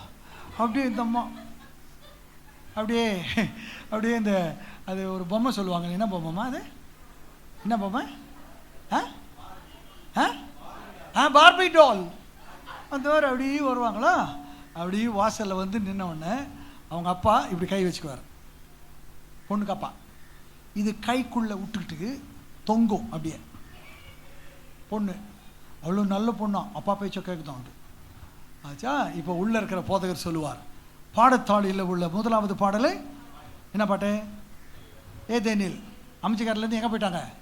ஏதேன். அப்படி வாசித்த உடனே அவங்க உள்ளே வரணும். இப்போ மறுபடியும் ஃபோட்டோகிராஃபர் வந்துடுவான். அதாவது அவனுக்கு வீடியோவுக்காக அவன் மெதுவாக நடந்து வரணுமா. இப்போது இவ்வளோ தூரம் அன்னீசியாக கோவப்பட்டுக்கிட்டு இருந்த பொண்ணுக்கு அப்பா இப்போ அவரை பார்க்குறான். அப்போ தான் 2nd லெஃப்டினன்ட் கர்னல், மிலிட்ரியிலேருந்து ரிட்டையர் ஆன மாதிரி. அது வரைக்கும் ஒரு மாதிரி இருந்தவர் இப்போ பொண்ணு கை பிடிச்சிக்கின்னு டடன் டடன் டடன் டடன் அப்படி தெம்பாக நடந்து வருவார். ஏன் தெரியுங்களா? மகனை இன்னியோட என் பிரச்சனை ஓய்ஞ்சுது. முன்னாடி ஒரு இழிச்சவாய மாட்டான், கோட் போட்டு உட்கார வச்சிட்டேன், கையை போய் பிடிச்சி கொடுத்துட்டேன். மகனை ஜல்லிக்கரண்டையோ பூரிக்கட்டையோ தெரியாது. இப்போ பொண்ணை கூட்டுன்னு மெதுவாக வந்தாச்சு. இனிமேல் இதெல்லாம் கவனிங்க, நல்லா கவனிங்க. மாப்பிள்ளை இருக்காங்க பாருங்களேன், ஒரு சரணமாக முடியும் போது மாப்பிள்ளையினுடைய சேஷைகள்லாம் நீங்கள் பார்க்கணும்.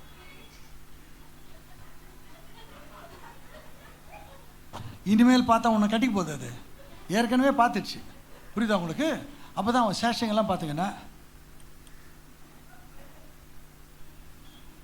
பொண்ணு பக்கத்தில் வந்துடுச்சுன்னா இனிமேல் நல்லா கவனிமா. மாப்பிள்ளை கவனிக்கல, பொண்ணு கை மாப்பிள்ளை கையில் ஒதுரும், அவனுக்கு ஒதுரும். ஏன்னா இனிமேல் தான் உனக்கு. அப்போது ஒரு கல்யாணத்தில் அவன் மாப்பிள்ளையினுடைய நல்ல ஃப்ரெண்டு அவன் சொல்கிறான், டே மச்சான் இன்றைக்கி எவ்வளோ சிரிக்க முடியுமோ சிரிச்சுக்கிட்டா. ஏன்னா இனிமேல் சிரிக்கிறது டவுட்டு. நான் சொல்கிறது உங்களுக்கு புரியுதா? இதெல்லாம் சும்மா விளக்குறதுக்கு. எங்கே இருக்குது பைபிள்னு என்ன போட்டு தாக்கிடாதீங்க. கவனிங்க, இப்போது என்ன நடக்கும்னு உங்களுக்கு தெரியும். ஆனால் நான் சாலமோனுக்கு ஒரு ஐடியா கொடுக்குறேன். கல்யாணத்தை உடனே நடத்திடாதீங்க. இப்போ அந்த பையனை பார்த்து, மாப்பிள்ளை அவன் சர்ச்சுக்கு ஒழுங்காக வரணுன்னா தான் மாப்பிள்ளை என்ன ஐயா ஸ்தோத்திரம் பிரைஸ் தி லார்ட் அப்படி சொல்லணும்ல. ஒரு கல்யாணத்தில் ஒரு மாப்பிள்ளைய பாஸ்டர் கேட்குறார், மாப்பிள்ளை சொல்லுங்கள் சார்.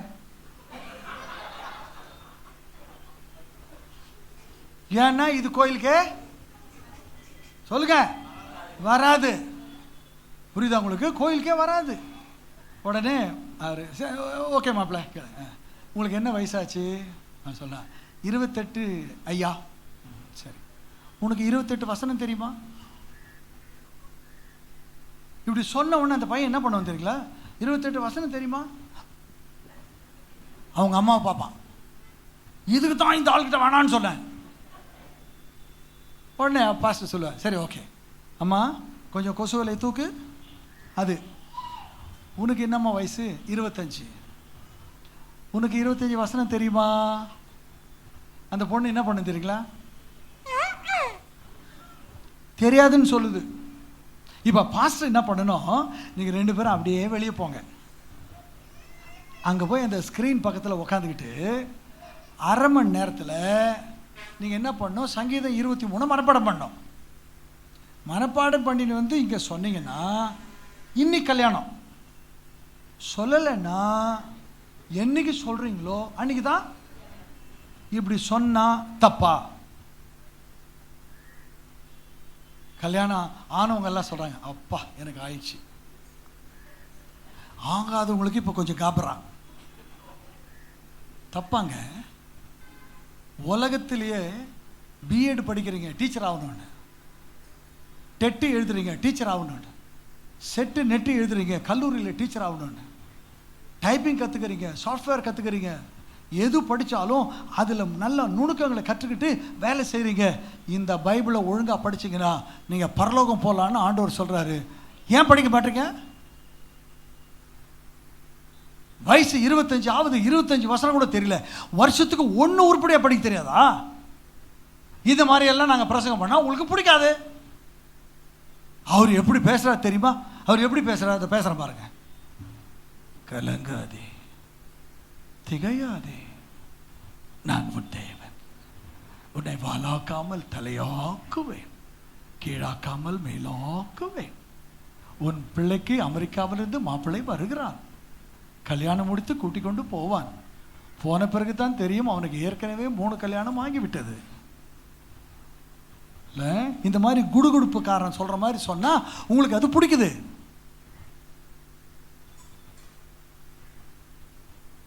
இது பத்தாதுன்னு பிராக்கெட்டில் போட்டானுங்க, தீர்க்க தரிசன வரம் பெற்றவர். வரம் பெற்றவர், அற்புத சுகமளிக்கும் வரம் பெற்றவர்.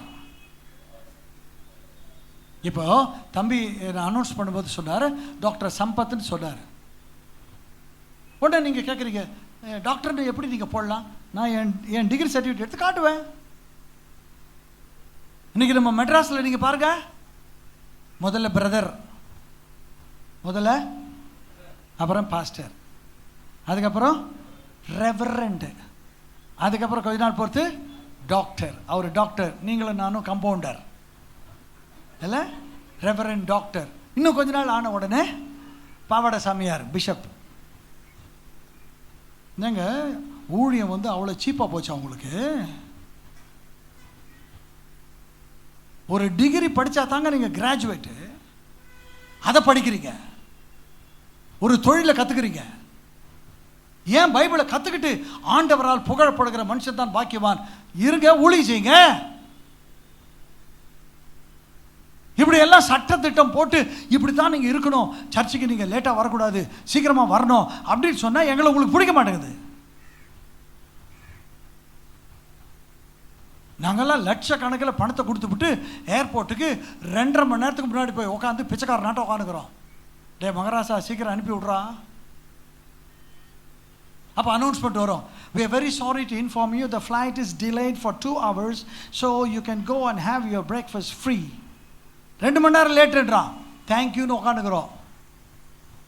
இப்போ நிறைய பேர் இப்போ லைட்டாக உங்கள் வாட்சை பார்க்குறீங்க, என்ன கொஞ்சம் டைம் வேகமாக போகுது, வேறு மாதிரி போகுது இல்லை? கொரோனா காலத்தில் ரோட்டில் போய் நின்றுந்தீங்க, நின்னீங்களா இல்லையா? சொல்கிற பேச்சை கேட்டீங்க, கையை கழுவினீங்களா? அடிக்கடி கையில் எதையாவது போட்டு தேய்ச்சிங்கன்னாங்க, தேய்ச்சிங்களா? இப்போ வாயை மூட மாட்டீங்க, அப்போ மூடினே இருந்தீங்களா இல்லையா? சொல்ற பேச்செல்லாம் கேட்டீங்களே. ஜீவனுள்ள தேவன் சொல்றதை கேட்கல, ஜீவனை எடுக்கக்கூடிய கொரோனா சொன்னதுக்கு கீழ்ப்படிஞ்சிங்க. லிவிங் மினிஸ்ட்ரிஸ்க்கு வந்திருக்கிறீங்க, ஜீவனுள்ள வார்த்தை உங்களுக்கு சொல்லி கொண்டிருக்கிறது. அப்ப இந்த வார்த்தை உங்களுக்கு என்னதான் சொல்லுகிறது?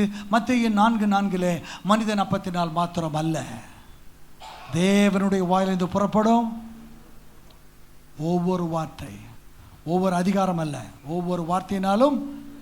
அந்த வேத வசனம் உங்க கையில் இருக்கு. உங்களை வாழ வைக்கக்கூடிய வசனம் எங்க இருக்கு?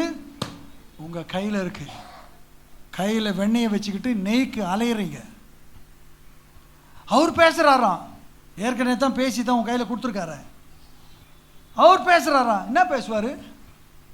உன் பர்ஸை பிடுங்குற வரைக்கும் பேசுவார். அவர் அங்கே பேசுகிறாரா, இங்கே பேசுகிறா, என்ன பேசுகிறாரு? எல்லாம் இதை பார்த்து தான் காப்பி அடித்து பேசுகிறோம். இதுதான் உன் கையில் இருக்கிற, படிங்க.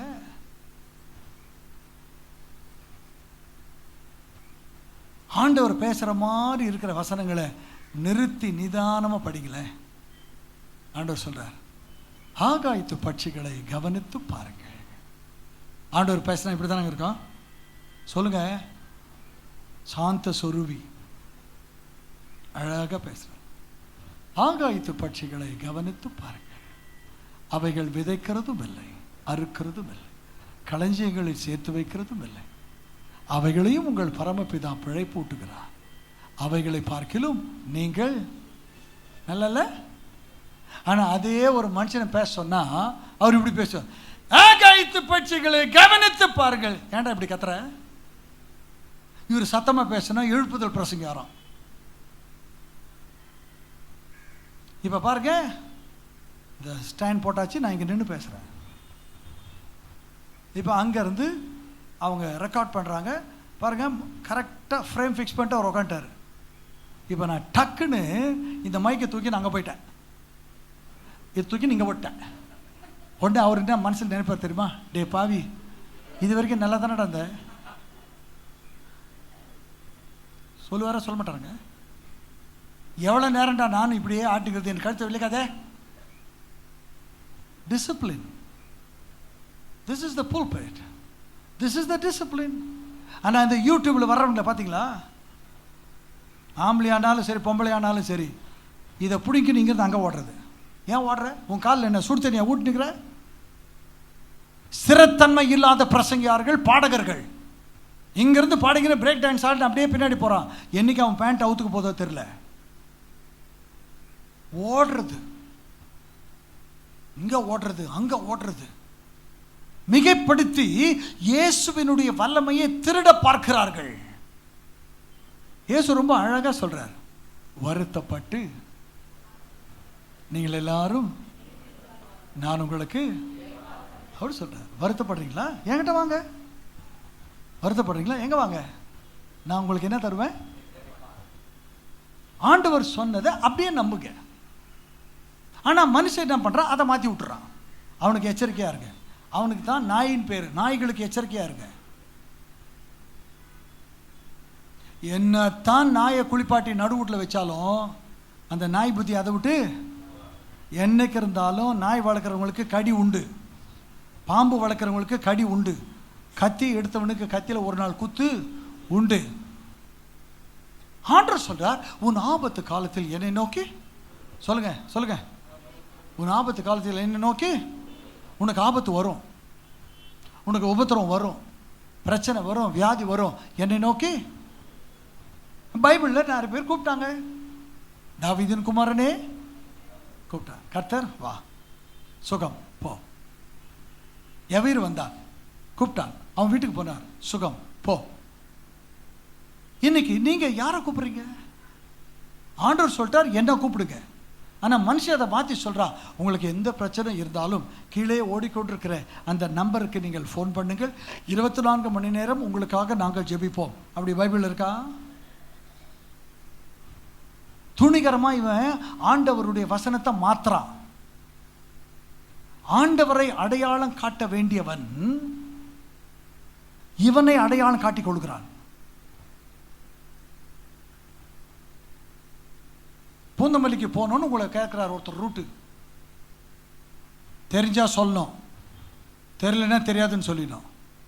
நம்ம ஊர் ஆளுங்க எப்படி தெரியல, தெரியலன்னு சொல்ல மாட்டான். பூந்தமல்லிக்கு தானே சார், ஒன்றும் பிரச்சனை இல்லை சார், இங்கேருந்து நேராக வில்லிவாக்கம் போயிடுங்க, வில்லிவாக்கத்துலேருந்து அம்பத்தூர் போயிடுங்க, அம்பத்தூர்லேருந்து போங்க பூந்தமல்லி போயிடலாம். போகலாம் தான். இப்படி போனால் 1/2 மணி நேரம், அப்படி போனால் 3 மணி நேரம். அந்த மாதிரி இன்னைக்கு இருக்கிற கள்ள போதகர்கள் எல்லாம் ஆண்டவர்கிட்ட போயிட்டா நம்மளுக்கு சில்லறை வராதுன்னு எல்லாரும் என்ன பண்ணுங்க, எங்களை கூப்பிடுங்க. இப்போ நான் பிரசவம் முடிச்சு வீட்டுக்கு போவேங்க, 2 மணிக்கு படுத்து நான் தூங்குவேன். எனக்கு டயர்டாக இருக்கும், நான் தூங்குவேன். என் செல்ஃபோனு சைலண்டில் போட்டு நான் தூங்குவேன். நீங்கள் 2 மணிக்கு எனக்கு ஃபோன் பண்ணிங்கன்னா நான் எடுக்க மாட்டேன். நீங்கள் ஒன்றா மனுஷன் நினைப்பீங்க, அந்த கிறுக்க சொல்லிட்டு போனால் எடுக்க மாட்டான். நான் சொன்னதே தப்பு. இன்னைக்கு இவங்க என்னன்றாங்க, உன் ஆபத்து காலத்தில் என்னை நோக்கி கூப்பிடு. கூப்பிட்டா நீ சரி பண்ணுவியா? நைட்டு 1:30 மணிக்கு மேலே எனக்கு ஒரு ஃபோன் வந்துச்சுங்க. ஐயா பெல் அடிச்சிச்சு. ஐயா ஐயா தூங்கிட்டீங்களா? அதான் எழுப்பி விட்டேன்ல. 1:30 மணிக்கு நான் வாட்ச்மேன் வேலையை பார்த்துன்னுக்கிறேன். எழுப்பி விட்டான். எழுப்பி விட்டு, ஐயா நான் யாருன்னு தெரியுதா? நான் என்ன உன்னை டிவியில் அடி பார்த்துன்னுக்கிறேன். இந்த ஃபோன் பண்ணுற இந்த பெண்களுக்கு கொஞ்சமாவது ஞானம் வேண்டும். நைட்டு 1:30 மணிக்கு எனக்கு ஃபோன் பண்ணுறீங்க. சப்போஸ் நம்ம பேசிட்டு இருக்கும்போது அவன் வீட்டுக்காரன் எழுதுக்கிறான்னு வச்சுங்களேன், ஏய் யார் கூட பேசுகிற, அந்த ஃபோனை கொடு. டேய் யாரா நீ என் பொண்டாட்டி கூட பேசுகிற? அவன் என்னை திட்டுவானா திட்ட மாட்டானா? அப்போ என்னை திட்டு வாங்குறது யார் சொல்லுங்க? தப்பு யார் மேலே? நான் சரி என்னம்மா உனக்கு வேணும்? ஐயா 8 வருஷத்துக்கு முன்னாடி வந்தீங்களே அடிப்படுபாவி. எத்தனை வருஷம்? 8 வருஷத்துக்கு முன்னாடி நான் தர்மபுரிக்கு போனேன்னா அங்கே என்ன பார்த்தாளா? நான் என்ன சொல்கிறேன், 2000 வருஷத்துக்கு முன்னாடி ஒருவர் வந்தாரே, அவர் செத்தாரே, உனக்காக ஜீவனை கொடுத்தாரு, அவர் ஞாபகம் இருக்கா உனக்கு? சரி இப்போ உனக்கு என்னதாம்மா வேணும்? அப்படியே ஜெபம் பண்ணுங்களேன். 2 மணிக்கு நான் இப்படி கோட் போட்டு நான் தூங்குவேன். என் லுங்கிலையோ என் நைட் ட்ரெஸ்ஸோ போட்டு நான் தூங்குறேன். இந்த மாதிரி ஜெபம் பண்ண சொல்லுது. நான் ஜெபம் பண்ணுவேன். எப்படி? ஆண்டவரே ஆண்டவரே அல்லேலூயா. ஒரு பொம்பளை என் தூக்கத்தை கெடுத்து விட்டா ஆண்டவரே. இப்படி 1:30 மணிக்கு 2 மணிக்கு என் தூங்கு மூஞ்சி ஜெபத்தை கேட்கறத விட இஸ்ரவேலை காக்கிறவர் உறங்குவதுமில்லை. கரங்களை தட்டி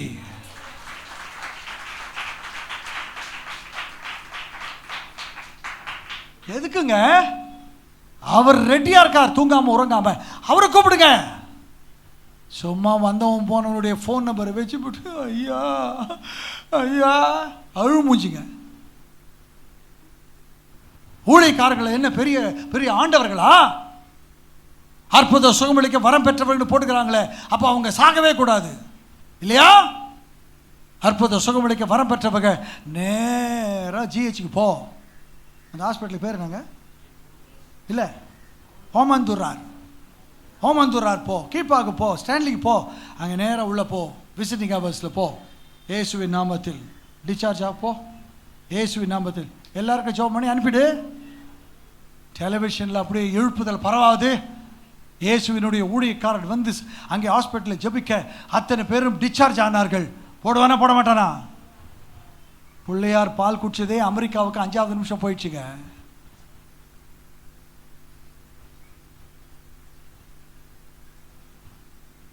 யோசித்து பாருங்க.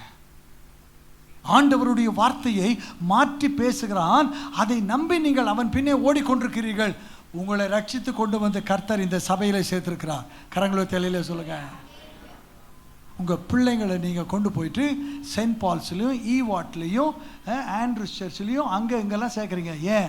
அந்த ஸ்கூலில் சேர்த்தா தான் என் பிள்ளை என்ன பேசுவான்? சத்தமாக சொல்லுங்கள்.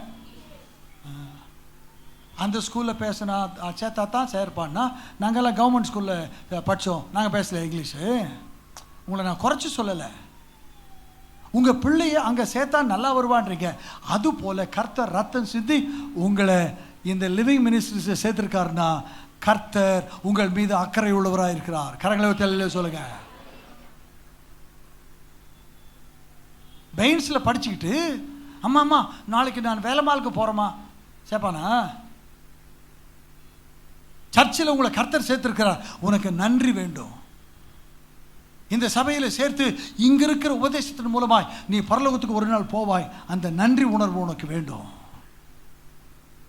லிவிங் மினிஸ்ட்ரிஸில் இருக்கிற நீங்கள் வாழ முடியும் என்கிற நம்பிக்கை வேண்டும். மனிதன் அப்பத்தினால் மாத்திரமல்ல, தேவனுடைய வாயிலிருந்து புறப்படும் ஒவ்வொரு வார்த்தையினாலும். ஆனால் இன்றைக்கு மனுஷர்களாகிய நாங்கள் தான் இதை பேசுகிறோம். ஆனால் அவர் என்ன சொன்னார்?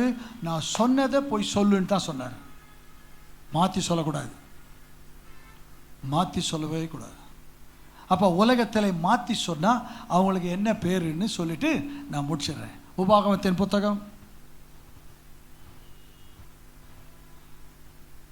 18வது அதிகாரம் படிங்க சிஸ்டர். 19லேருந்து படிங்க. எழுந்து நின்று படிங்க. 19 மேலே.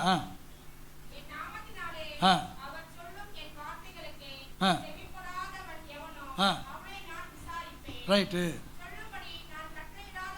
நல்லா கவனிங்க. சொல்லும்படி நான் கட்டளையிடாத வார்த்தையை யார் அவன்? சொல்லுங்க. சொல்ல துணியும் சொல்லாதது சொல்றவனுக்கும் இன்னைக்கு பேர் என்னது? தீர்க்கதரிசி. தீர்க்கதரிசியும் அதாவது கிளி ஜோஷியம், எலி ஜோஷியம், கம்ப்யூட்டர் ஜோஷியம் பார்க்குறவங்களும் அவங்கெல்லாம் என்ன ஆயிடுமா? சொல்லுங்க சொல்லுங்க. ஏன் சாவணும்? அடுத்த வாசனை. போதும் போதும். உங்களுக்கு இப்போ ஒரு டவுட் வருது, அப்படியே நில்லுங்க. இப்போ உங்களுக்கு ஒரு டவுட் வருது. அப்போ எது தாங்க கர்த்தர் சொல்கிறது? இன்றைக்கி எல்லாரும் எதாவது சொல்லிட்டு கர்த்தர் சொன்னார்ன்றாங்க. அது கர்த்தர் சொன்னதானே இல்லையான்னு நான் எப்படி தெரிஞ்சுக்கணும்? படிங்க சிஸ்டர். உங்கள் இருதயத்தில் இப்போ அந்த டவுட் வருது. நீங்கள் சொல்லலை, உங்கள் இருதயத்தில் வருது. அப்படி வந்தால் போதும். ஒரு நல்லா சொல்லுங்க. ஒரு எல்லாம் சொல்லுங்க. ஒரு தீர்க்கதரிசி நடவாமலும் போனால் போதும். உட்காருங்க. ஒருத்தன் சொன்னா அது சொன்னது நடக்கலைன்னா, நிறைவேறலைன்னா அது கர்த்தர் சொல்லுங்க சொல்லுங்க. ட்ரம்ப் ஜெயிப்பார்னு ஒருத்தர் சொன்னார். சொன்னாரா இல்லையா? நான் யாரும் நான் சொல்ல மாட்டேன். சொன்னாரா இல்லையா? ஜெயிச்சாரா? சுனாமி வரப்போகுதுன்னு யாருன்னா சொன்னாங்களா? கொரோனா வரப்போகுதுன்னு யாருன்னா சொன்னாங்களா? இந்த முறை எலெக்ஷனில் யார் ஜெயிப்பார்னு சொன்னாங்களா? ஏன்னா ஒரு முறை சொன்னாங்க, தோத்துக்கிட்டாரு. அதனால் இப்போ வாய் திறக்கவே மாட்டாங்க. இப்போ நீங்கள் மனசில் நினைக்கிறீங்க, இவர் அவரை சொல்கிறாரோ அவர் தான், இவாளை சொல்கிறாரோ அவ தான். ஒரு காலத்துலங்க தீர்க்க தரிசன வரம் பெற்றவர்னு போட்டாங்க. இப்போ எப்படி தெரியுங்களா? பேருக்கு முன்னாடியே தீர்க்கதரிசி. எவ்வளவு திமிருங்க! இந்த தீர்க்க தரிசன வசனத்தை கை கொள்ளுகிறவன் பாக்கியவான். இதுதான். இதை கையில் வச்சுக்கிட்டு இதை சொல்கிற நீங்கள்லாம் தீர்க்க தரிசி தான். ஏன்னா உங்களை சொல்லலை, இந்த பைபிளை சொல்கிறீங்க. அப்போ இன்னைக்கு நிறைய பிரசங்கியார்கள், அதுவும் சின்ன சின்ன பசங்க, சாலமோன் 20 வயசு 22 வயசு முன்னாடி போட்டுக்கலாம் தீர்க்கதரிசி. என்ன தீர்க்கதரிசி?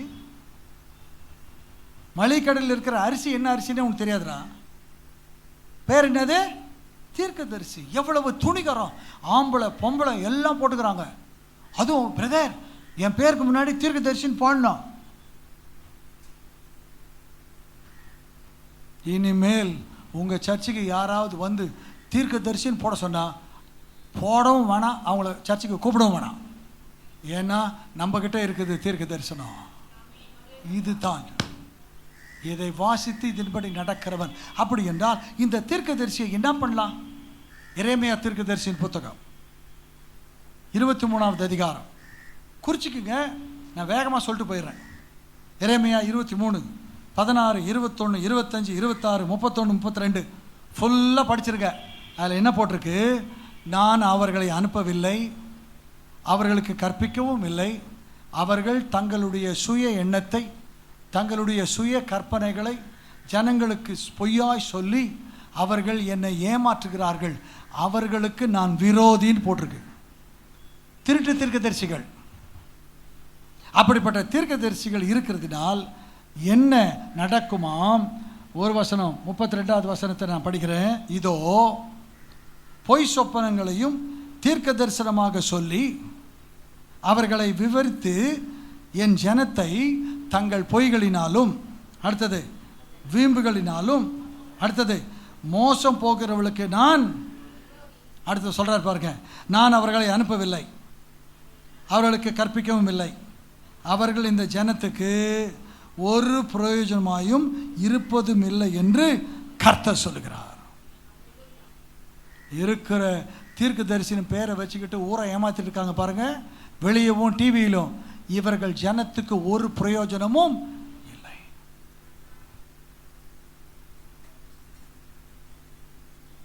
ஆண்டவர் ஒரு தீர்க்க தரிசி, உள்ளதா சொல்லுவார்.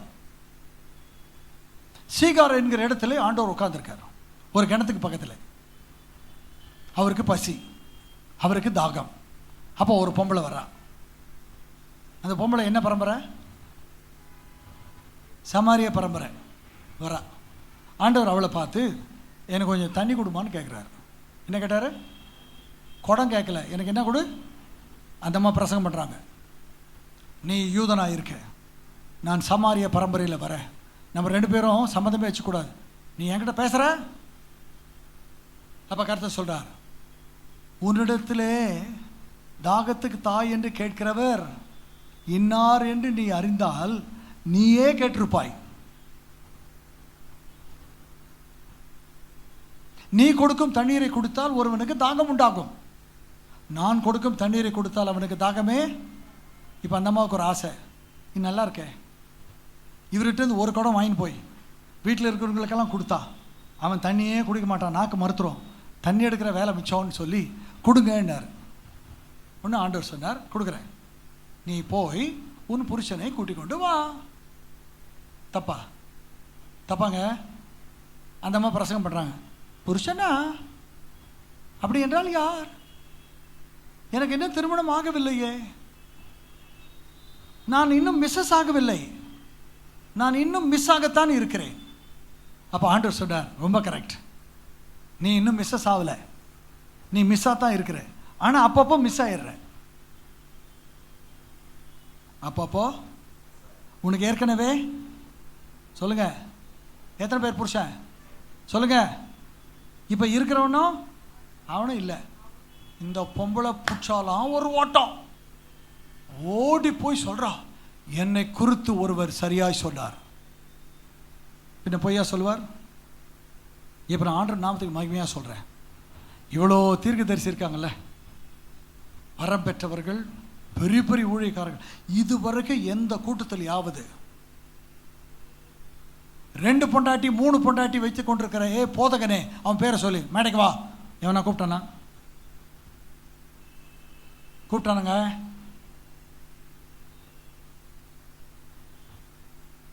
காணிக்கை எடுத்துக்கொண்டு சர்ச்சை சுற்றிக்கிட்டு வரும்போது டக்குன்னு கையை விட்டு ஒரு பாக்கெட் எடுத்து பாக்கெட்டில் போட்டுக்கொண்டாயே, அவன் பேரை சொல்லி மேடைக்கு வா, இதுவரை கூப்பிட்டானா? தண்ணி போடுறவனே மேலே வா கூப்பிட்டானா? சிகரெட் பிடிக்கிறவனே மேலே வா கூப்பிட்டானா? அப்போ அந்த கூட்டத்தில் ஒரு பயிலும் பாவி இல்லையா? அப்போ ஏன் கூப்பிட மாட்டாங்க? ஏங்க கூப்பிட மாட்டாங்க? இயேசு கூப்பிட்டாரா இல்லையா? இயேசு கூப்பிட்டாரா இல்லையா? புட்டு வச்சாரா இல்லையா?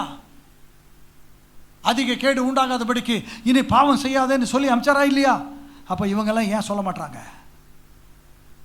உனக்கு ஆம்பளை குழந்தை பிறக்கும், நீ ஃபாரின் போவ, நீ வண்டி வாங்க போற, நீ தான் என் ஊழியத்தை தாங்க போறன்னு கர்த்தர் சொன்னாரும் புழுகிறான். எதுக்கு? உன் பர்சுக்கு, உன் ஆத்துமாவுக்கு சம்பந்தமான ஒரு காரியத்தை இயேசு சொன்னார்னு சொல்லுவதற்கு இன்றைக்கு ஆள் இல்லை.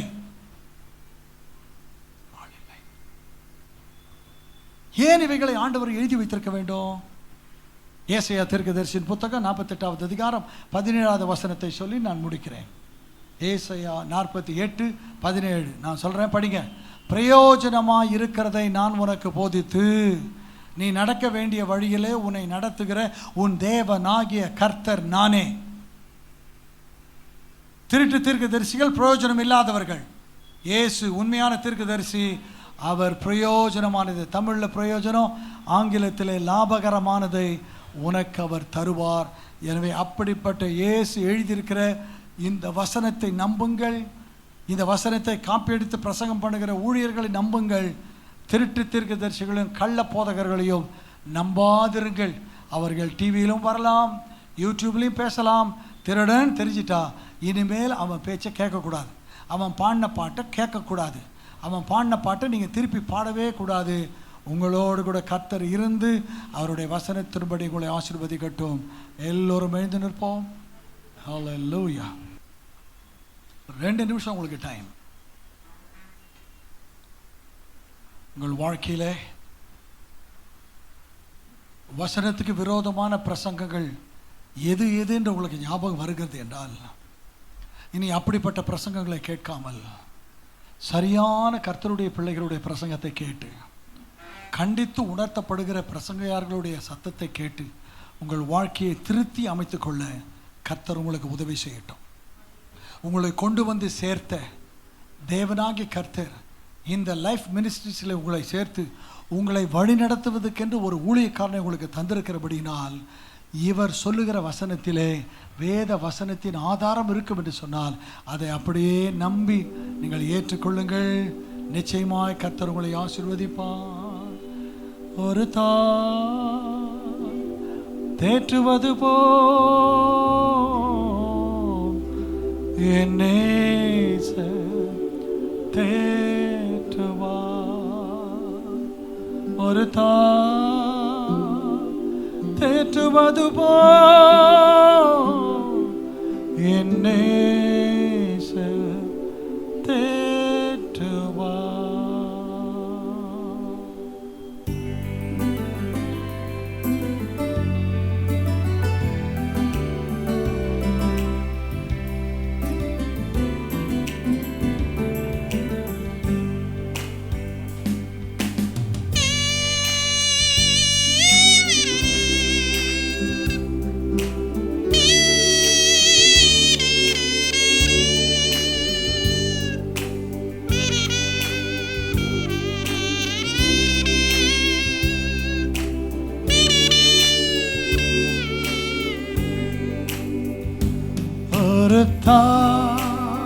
தேற்றுவது போல் என் நேசர் தேற்றுவார்.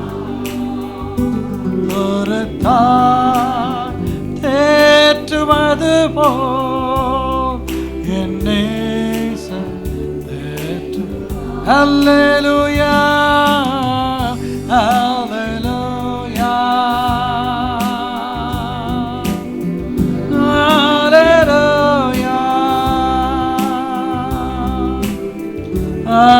Hallelujah,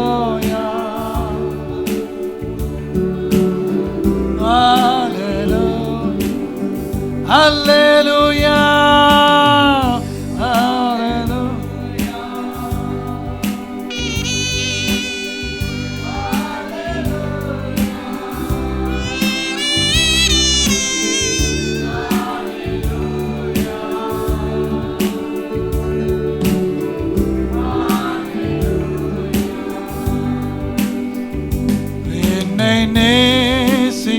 நேசிக்கின்றாயா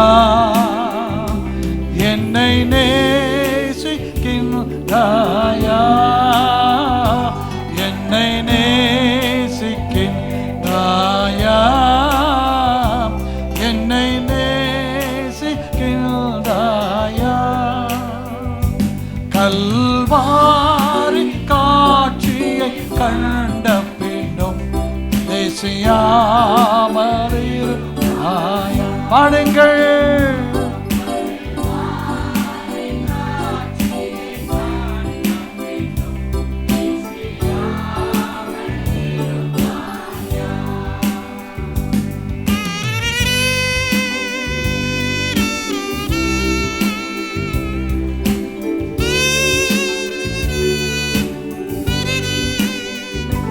உம்மை நேசிக்கின்றேன் நான், உம்மை நேசிக்கின்றேன் நான். கல்வாரி காட்சியை கண்ட பின்னும் பேசியாமல் இருப்பேனா. கல்வாரி காட்சியை கண்ட பின்னும் பேசியாமல் இருப்பாயா. கிருபை நிறைந்த நல்ல ஆண்டவரே, குமாரமகள் ரட்சகருமாய் இயேசுவின் நாமத்தில் லிவிங் மினிஸ்ட்ரிஸ் மூலமாய் இந்த ஜனங்களை நீர் ரட்சித்து சபையிலே சேர்த்து வசனத்துக்கு இவர்கள் நடுங்கட்டும், ஜீவனுள்ள வசனத்துக்கு தங்களை ஒப்பு கொடுக்கட்டும். இன்னும் சபையினுடைய வளர்ச்சிக்காக நான் ஜெபிக்கிறேன். கர்த்தர் விசாலமான இடத்தை தருவீராக. எவ்வளவு இந்த சிறிய இடத்திலும் எவ்வளவு நேர்த்தியான முறையில் விதைத்து இந்த ஊழியங்களை நடத்தி கொண்டிருக்கிற நம்முடைய பிள்ளைக்காக ஜெபிக்கிறேன், என்னுடைய குடும்பத்துக்காக ஜெபிக்கிறேன். விசுவாச பிள்ளைகள் எல்லாரையும் ஆசீர்வதியும் சமாதானத்தோடு கூட அனுப்பிட வேண்டும் என்று எங்களுக்காக மறித்து உயிர்த்து வந்து பரலோகம் சென்று வெற்றியை தேடித்து வந்து மறுபடியும் எங்களை அழைத்து செல்ல வர இருக்கிறதான இயேசு கிறிஸ்துவின் நாமத்தில் நன்றி செலுத்தி ஜெபிக்கிறோம். ஜீவனுள்ள பரிசுத்த பிதாவே, கரங்களை தலையிலே சொல்லுவோம், உச்சாமாய் சொல்லுவோம். God bless you.